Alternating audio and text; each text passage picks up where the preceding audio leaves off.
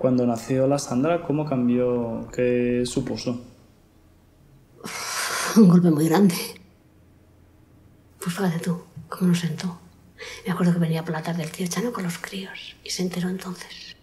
Allí parecía un funeral aquello. Todo que podía ser alegría, porque fue alegría todo al principio, y luego todo un funeral ya no era igual. Es como que de repente estás con sol y se te pone a llover. Igual.